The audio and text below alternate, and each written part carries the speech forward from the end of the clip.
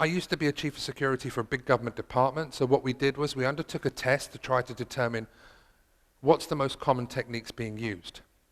And we uncovered a number of attacks. The red is to indicate hunting attacks and green farming as to the most successful base of attacks that we've seen. And what this indicates is authority is the most common, or authority is the easiest to spot. I think it's the latter, by the way. Every single person in this room has used authority. Authority is the default technique used by everybody. How many of you have been told these very words? Do you know who I am? Do you know what job I do? I know you're CEO. What are they doing? They're using authority to try to manipulate you to do something. And we see these techniques used time and time again. Next slide. So let's have a look at social engineering in action. Next slide, please. This is a result of Operation Tovar. Operation Tovar was the global takedown of Game Over Zeus and Cryptolocker. Now, in the 3 days that we took down the domains, we released what we call a stinger. And this stinger allows you to remove the malware from your computer. In those first 3 days, we had 80,000 downloads, just from our site alone. Our competition also had somewhere in the region of about 80 to 50,000 downloads. Can I get next slide, please? And this is a graphical depiction of the Game Over Zeus variant. Each and every single one of those dots represents an infected system. It's a video, so at some point I'll embed the video in. But if you wanted to have a look at the real-life video as to the number of infections live, go to YouTube and type in Shadow Server Game Over Zeus. And this is how it began. Now, I'm guessing nobody's going to want to admit this, because you saw the video earlier, but did anybody actually have an issue with Cryptolocker in your environment? Nobody wants to admit it. All right, fair enough. So, Cryptolocker is a form of ransomware. Just to explain how it works, you'll get an email, and when you get on that email, you'll be asked to click on a link. Here, there's a link at the bottom. Sorry, can you go back? When you click onto that link, it will then encrypt your data. And it will not release that data until you pay the bad guys a ransom, usually in bitcoins. It was probably one of the most painful attacks that we've seen because people had data, businesses were frozen, photos were completely locked, and nobody could gain access to any of that information until they paid the ransom. Now, we took down Cryptolocker, and as a result, we saw a drop in ransomware. It's come back up again, by the way. Since we had Cryptolocker, we've had 3 variants of CryptoWall, a new variant called CTB Locker, and now a new version of Cryptolocker. And it all began there. The major breaches that you've been reading about, whether it's attack against the energy sector, whether it's attacks against consumers, they all begin. Not all of them, but the majority of them begin here. Next slide, please. So let's have a look at how it works. You'll get a targeted email. Usually, it may not be yourself, but it'll be one of your employees. And they'll be quite clever about it. Now, it could be casting a big net, as we saw with Target, and they got lucky, or they could be targeted. Now, it's easy for me to target you as an individual because I know where you work. I know where your children go to school, if they're on Facebook, certainly. I know what parties you went to. I mean, if I sent you an email to say, Samuel, great to see you at the party last week. Here are some photos of all of us. You're more likely to open the email. And that would take me less than 10 minutes. So I convinced Samuel to open up this attachment. Once he's opened that attachment, I've then got malware installed on his system. Anybody that saw the attack against the banks just a couple of weeks back, it was a $1 billion heist. Same attack, exactly the same compromise. Once I've got malware installed on your system, we've then got the ability to be able to control your computer, record videos, microphone, anything else that we want to do. But really it all begins with that first targeted email. or direct message. Any other way that I can get you to coerce to do something. Next one. That's fine. So, with that as the fundamental root cause for the majority of breaches that we've seen, what can be done? Now, people, process, and technology has been cited quite a lot, but I think one of the things that we failed to recognize is we put in all of these security controls, whether it's people, process, or technology, and we never test whether it works. You know, how many of you have been through security inductions or security awareness training? How many of you have actually conducted this? When did you test if it was effective? Or do you just do the training and just hope that it sinks in? You know, one of the things that we used to do was we would have what we call tiger testing teams. Now, we would physically pen test an environment to make sure that it was secure, but we would also try to target individuals. We would target employees to make sure that they got the message. The other thing you need to recognize as well is if you make it perfectly clear to people that you will make them redundant or fire them if they give up data, what do you think is going to happen if they inadvertently give up data by mistake and realize their mistake? Do you think they're going to report it to the security team knowing that they're going to get fired? No. So what happens then? The attack or the attacker realizes this and turns the subconscious attack to conscious. In other words, they'll start to blackmail your employees. So I'm not suggesting that people should be given a free pass if they give up data, but there shouldn't be hard and fast rules which say you will be fired, full stop. There needs to be due diligence undertaken. I'm done. So I normally end there, but I wanted to leave you with this. You know, one of the things, actually I put a number of papers up there. Has anybody actually read those papers that I put up? I love you, Ayman. You know, we're often told as an industry that we provide no thought leadership. We're often told as an industry that you require more information. And I'm of the opinion that we actually do provide thought leadership. Not only do we do technology innovation, research and development, we also do work with law enforcement to try to understand why we're seeing such rises in malware, why we're seeing such spikes in hacking as a service. And we've done a lot of research in this space. We also do a lot of operational support and a lot of takedown operations. And we also provide cutting-edge research into some of the latest attacks that you may have read about. But the reality is, it's completely pointless if nobody picks it up and reads it. You know, you've often heard people say, we're only going to fight this if we can work together. But if you guys aren't going to read what we're writing, then it's kind of pointless, right? We're never going to win. So what I would really, really want to get out of this presentation, if nothing else, please stay connected with us. Please tell me what you think of the research. Please tell me what you think of the strategy or the products or the solutions. And if you don't like it, tell us. But at the end of the day, we can't do anything if you don't connect online and read what we're talking about and tell us what you think. So with that, thank you very much. Raj, so don't go away just yet. I want to actually ask the audience, do we have any questions for Raj? What has lunch done to you guys? All right, we've got a question right at the front. One moment. Okay. Thank you for the presentation. It was very good. My question was regarding the awareness remark you mentioned.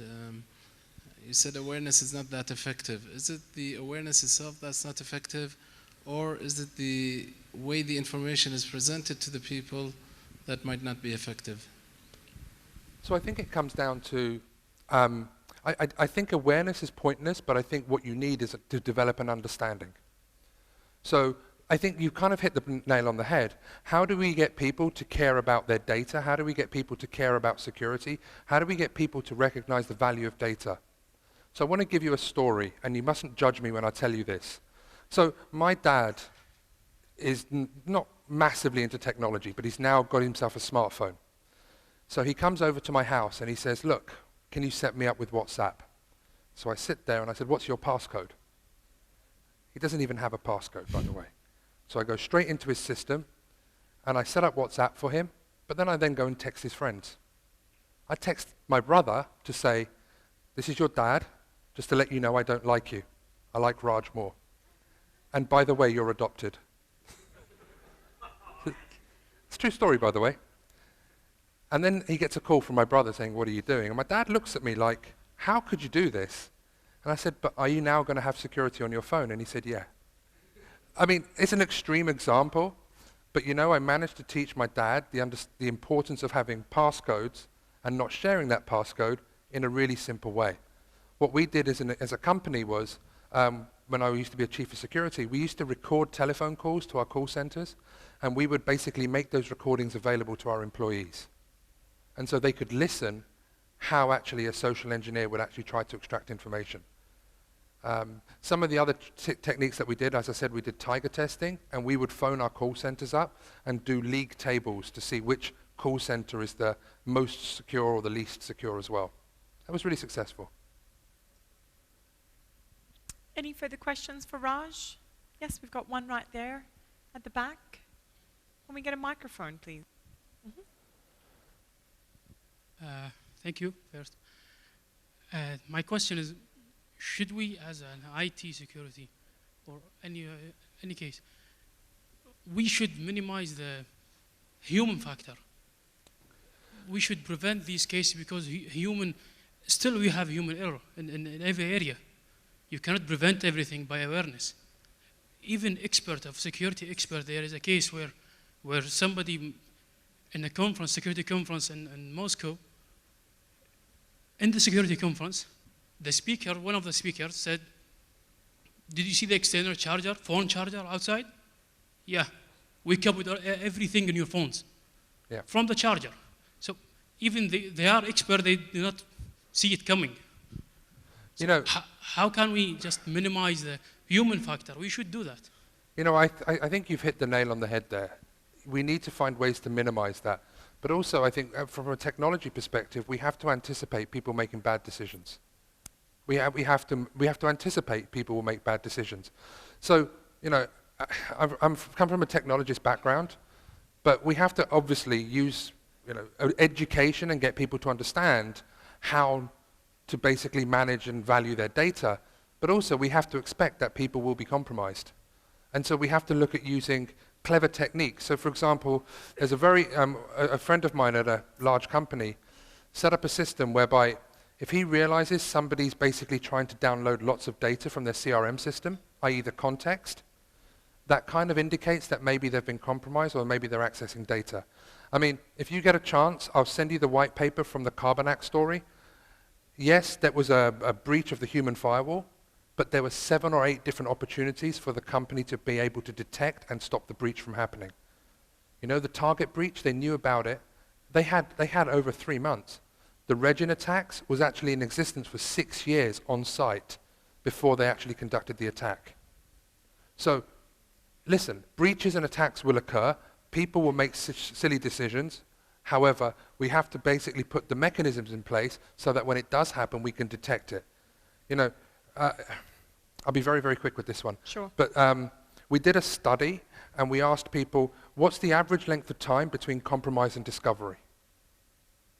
You know, for the Regin attacks, I know that it was at least 6 years, but actually it could have been closer to 14 years. That we can correct. Okay, now we had one more question at the front. Ayman? He's going to give me a hard time now. I know. Isn't I told them to give you a hard time. Thank you for the presentation. We expect that people could do mistakes. He could click on a link on an email, and mistakes could happen. Now, there are ways to make for example, rather than having the infection to go to the whole machine, yeah. What companies like McAfee are doing, for example, regarding sandboxing, separating applications. He opened the email, he opened one application, but how can we limit the effect of the virus from spreading to multiple areas in the same system and limit it to smaller areas? So there's a number of techniques that can be used. I mean, from an industrial control perspective, I have no idea why organizations aren't whitelisting. Just not letting unverified code run on a system. If you have to, even network whitelisting, the Department of Energy's Project Sophia is a great example of that. But you know what? It's quite a lot of work to get yourself to that right baseline. Having a look at some things like, antivirus, by the way, just so we're clear, I know Symantec said it's dead. It's not dead, right? At the moment, you're stopping 387 new threats a minute. So actually, it does eliminate some of the noise. But having a look at things like sandboxing, like we've got the ability to be able to dynamically unpack files in a sandbox before you allow it through, querying third-party intelligence sources. There are technologies to be able to implement and be able to minimize and reduce the risk. It won't eliminate the risk, but it will make it considerably more difficult for anybody to be able to attack your network. But you know the answer to this anyway, right? Excellent. Well, that's all the time that we have for today. Thank you, Raj. By all means, everybody's able to pick Raj's brain right at the end of the session, so thank you once again. Now, I want to get a show of hands. Has everybody here received an SMS, probably in the last half an hour to an hour, sending you a survey about today's conference? Can I get a show of hands? Just want to make sure the system's working. Yes, it's working. There we go, you've received it. I would appreciate if you guys can actually go through the SMS, maybe at the end of the conference of day one, and answer. It's very, very basic questions just to get your feedback about the conference so we can improve it for next year. Now, before I'm going to now introduce the final speaker for day one. And this is something that I've been looking forward to be honest, the entire day. We're going to witness a cyber attack, a live cyber attack. So this is a hacking that we're going to do right before your eyes. Let me tell you a little bit about this person. He's responsible for the cybersecurity offering for the EMEA region. From a technology perspective, previously Antonio worked in Symantec as a security practice manager, running the security technology sales team in Italy. He's been responsible in dealing with compliance, endpoint security, data loss prevention, encryption, ethical hacking, fraud management, and security education. Let's give him a very big warm welcome as he comes to the stage, giving us a live demo, the EMEA Cybersecurity Practice Lead for Symantec, Mr. Antonio Forzieri.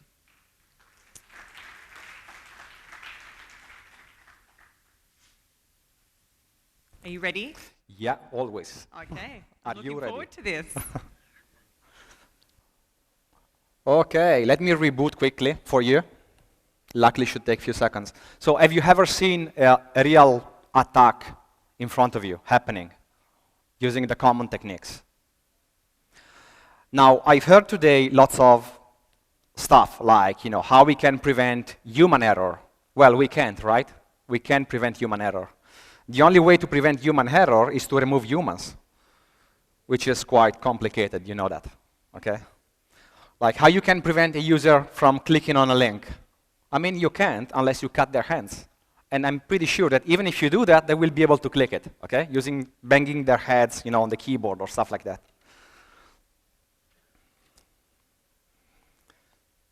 Now, the kind of scenario I have is in front of you is quite simple, okay? I don't want to show you complicated stuff. I want to show you a couple of stuff, to be completely honest with you, and I hope I have enough time to show both to you. One is pretty complex, so I want to show you the complicated way to hack, okay? Using Metasploit, typing commands, and, pivoting into system, and get a shell, cracking passwords, and stuff like that. The second one is much more simpler, okay? And I will actually use some real-life hacking tools that are used in real life. They are underground market tools, so something that can be found in the black market. You can buy them easily, okay, in order to hack into kind of systems. So let me start the VPN, or you will never be able to see anything.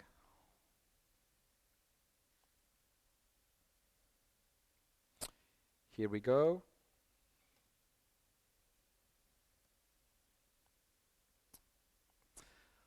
So let's zoom it a little bit. So the kind of scenario we have is pretty simple. As I told you, we have a network, and the kind of scene we are in is that we have an attacker sitting in front of his laptop, okay? He's outside your network, and he's just scanning all the perimeter infrastructure that you have. Nothing complicated, a simple scan. Now it will take like a few seconds, but in real life, this kind of scans can take even half an hour, hours, or if you want to do it really slow and the perimeter is quite big, it can even take days. Okay? No pressure. Attackers have lots of time and lots of money to spend usually. So time is not a big deal. So as you can see, there are many IPs. Okay? Now, what we want to do is to understand what the attacker has, okay, what the user has on this kind of IP.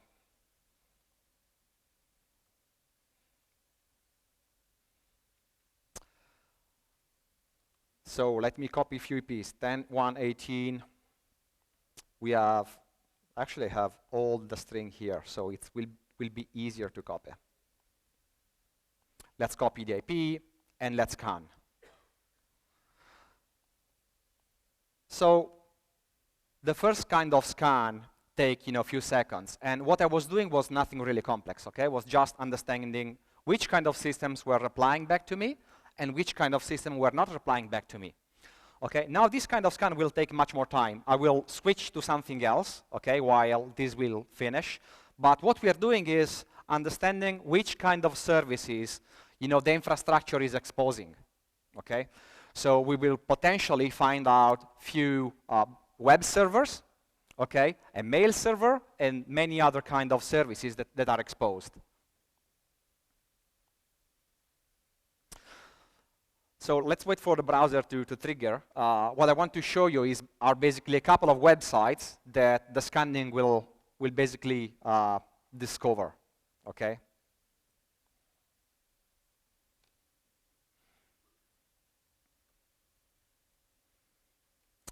iSwizzer is running, hurry up. So we are still scanning. On the perimeter, there will be like 5 or 4 systems available. Now, there are 2 kinds of systems that are interesting for us, okay? In the meanwhile, I'll wait for the scanning to finish. But when the scanning will be finished, we will see a couple of websites. One is this one, okay? Cloud Store, it's a sort of box, okay? Exactly the same stuff. So we can create our account, okay? And we can post any kind of file we want, okay, on this kind of site.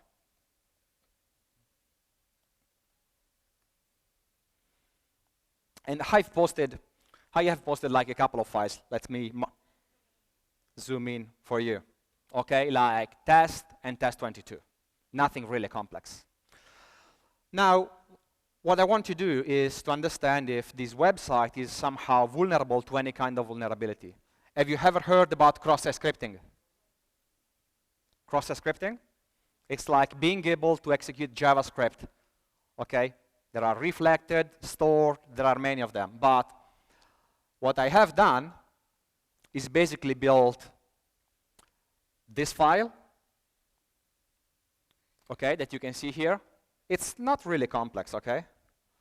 So what it does, it's simply printing something on the screen and showing a pop-up. So let me execute it for you, just to have an understanding of what it's doing. Okay? Nothing really complex. How many of you saw something like that on a report? Have you ever done like an ethical hacking stuff on your infrastructure? Usually when you do an ethical hacking attack on, or pen test or an assessment on your infrastructure, the guys who issue the report show you something like that. Your site is vulnerable to cross-site scripting, so fix it. Okay, and they usually show something like that. And you may think that this is really not important, right? Why it's so scary? I mean, why? It's just showing a stupid pop-up on the screen. So what I want to do is weaponize this stuff. This vulnerability is seriously dangerous, Okay? I can weaponize this stuff to get full access to your infrastructure. Okay? Let me show you how I can do that. So the first thing is posting the file here. Here is my file. And if I click it, as you can see, it shows this website is vulnerable to cross-site scripting. This means that whatever I post, if a user clicks it, okay, the user will execute my code. And you know that there is no way to prevent users from clicking on a link, because users are curious. They want to click everything. Now, what I have to do is to be able to find a user in the company that will click on the link. Do I have a user? Do I have a mail server I can use? I have a mail server, okay, and the mail server will be found out by the scanning that is still running at the moment. I will show to you when it's done. And here we have the website. Okay, this is like the company website. Is showing few pictures, greetings, you know, links, and few other stuff. If I look at the source code of the page, okay, let me magnify it for you. And we scroll it and we read it carefully, we will find uploaded by Showerty at vulneralville.com. So nice, we know that we have a user who is uploading something on a site, and we have his email. So the idea is, let's try to send him an email, and let's see if he's able to click on a link and send something back to us, okay? This is the approach. So what I want to do, oh, now the scan is finished, as you see. What I want to show you in the output are basically the two websites we were looking at. So this is one of them. As you can see, this is like city of Vulneralville. So the home page where we took the email address, while the other one I was using, oh, this is like the mail server, Microsoft Exchange, and there is another web server in this range that was even above, Cloud Store, okay? So nice, two websites, one mail server, everything we need. Now,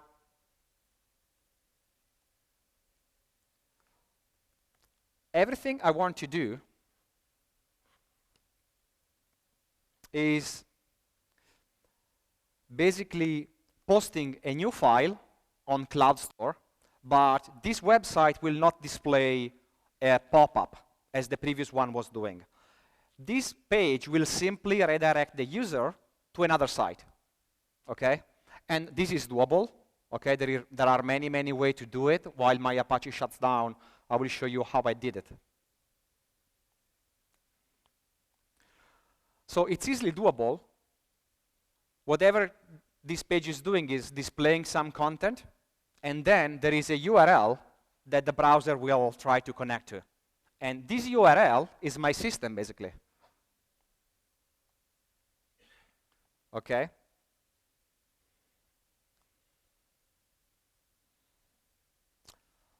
So here I have 10.16.16.31, so which means that I have to change the IP address. So I have this page, my IP is 31, I have to save it. Okay, that's everything I have to do. I will rename this file to conf HTML, and everything I have to do is upload this file.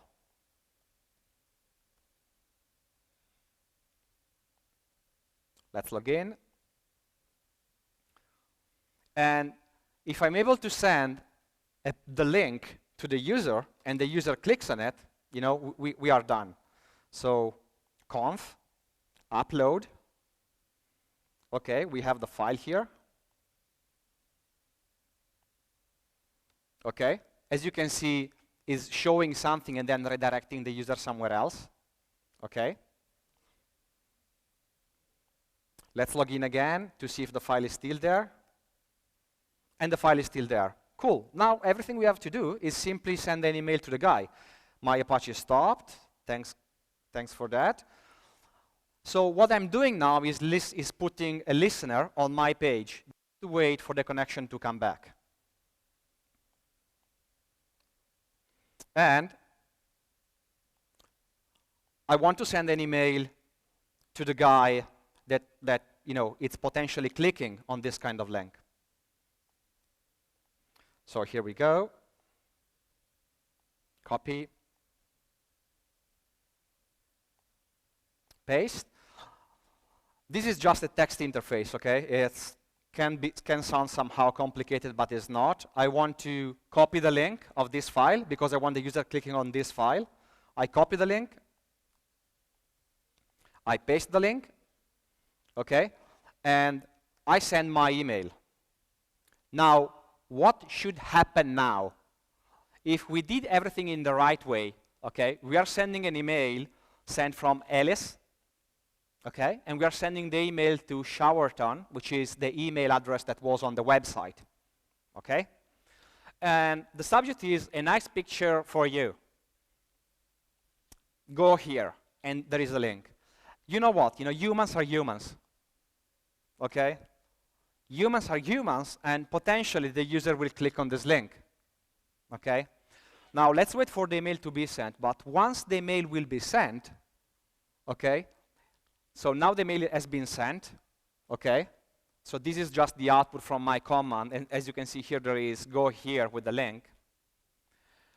Everything we have to do is to stay here for just a couple of minutes, and what should happen, like in 2 minutes, we should see a connection coming in, okay, into my client, okay, and will show basically some information from the user. You know that every single time you are sending a connection to a web server, okay, you are sending multiple information, like which kind of browser you are using, like which kind of operating system you're using, like which kind of browser add-on you are using on your system, and many, many other information. Why do I want to see this kind of information? The reason why I want to see this kind of information is because I want to double check if the user who is clicking on the link has any vulnerability on the system. Because if this is the case, okay, if this is the case, what I can do, instead of simply listening here and waiting for a connection, is exploiting a vulnerability. So now I just want to gather some information. The next time the user is going to connect, I will exploit it and get access to his system, potentially, okay? Now let's hang on a little bit. We have to wait like a couple of minutes because there is basically an interaction with the mail I've sent that every 2 minutes clicks on the link.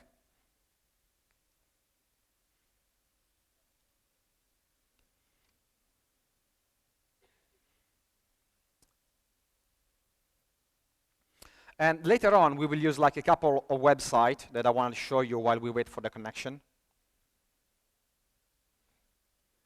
One is this. And as you can see, this kind of sites basically takes the user agent from my system and tells you many, many information. Tells you that I'm using like an OS X, that my version is 10.10.2, that I'm using Chrome, okay, and many other juicy information for an attacker. And I will also use another website, okay, to basically crack the passwords. So the connection came in, okay, and as you can see, here I have many information.